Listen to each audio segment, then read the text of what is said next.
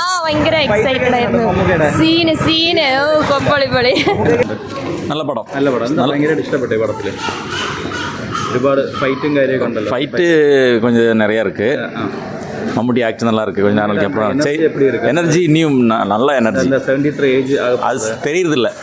അടിപൊളി സിനിമ. മമ്മൂക്ക ഈ പ്രായത്തിൽ 73 വയസ്സിൽ ഉഗ്രനായിട്ട് ചെയ്തിട്ടുണ്ട്. നല്ല എനർജിയാ. എങ്ങനെയുണ്ടായിരുന്നു?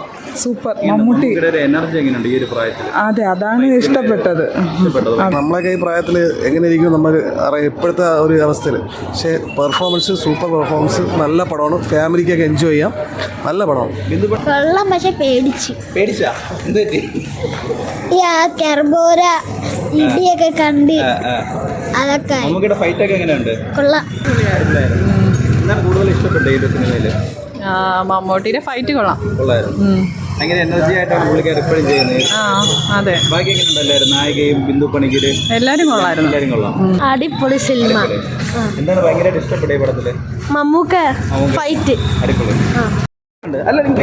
ബിന്ദു പണിക്കര് നല്ല രസമുണ്ട്. റോർഷാക്കിന് ശേഷം നല്ലൊരു ഇതാ കാഴ്ച വെച്ചേക്കുന്നത്. നല്ല പടമാണ്.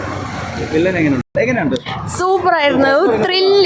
ഫുൾ ത്രില്ലായിരുന്നു. 73 വയസ്സാകുമ്പോ കണ്ടാ പറയൂല 73 ആണെന്നോ.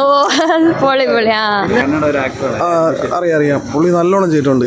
നല്ല സൂപ്പർ ഉണ്ട്. നല്ല സ്ക്രീൻ പ്രസൻസ് ആണ് പുള്ളിയുടെ. നല്ലൊരു പടമാണ്. ഇനിയിപ്പോൾ സെക്കൻഡ് പാർട്ടിന് വെയിറ്റിംഗ് ആണ്.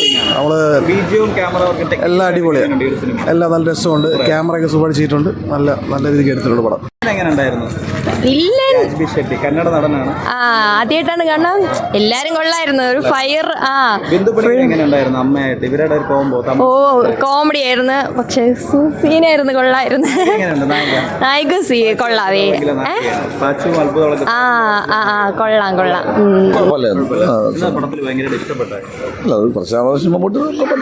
നല്ല പടമാണ്.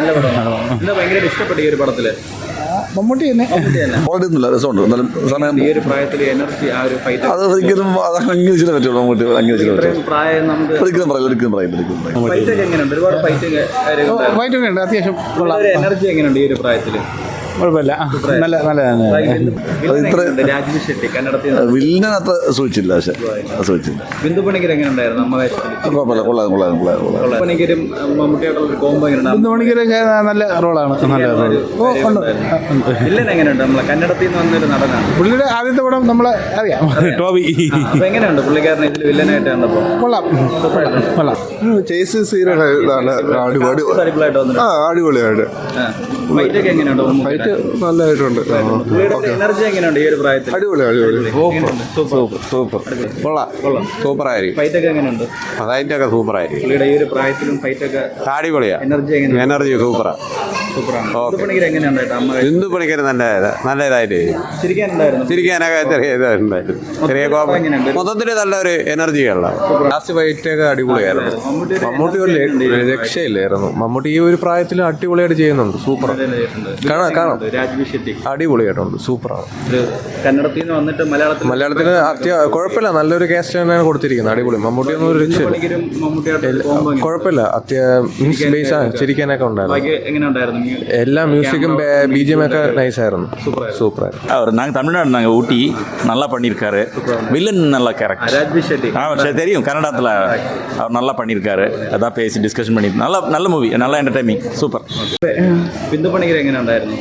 സൂപ്പർ അഭിനയം. കോമഡി സൂപ്പറായിരുന്നു. വില്ലൻ എങ്ങനെയുണ്ട്? വില്ലന്റെ കാര്യം അതെ, അതാണ് ടെസ്റ്റ്. നമ്മൾ പ്രതീക്ഷിക്കാത്തൊരു. വില്ലനായിരുന്നു. അതെ, ഇഷ്ടപ്പെട്ടു.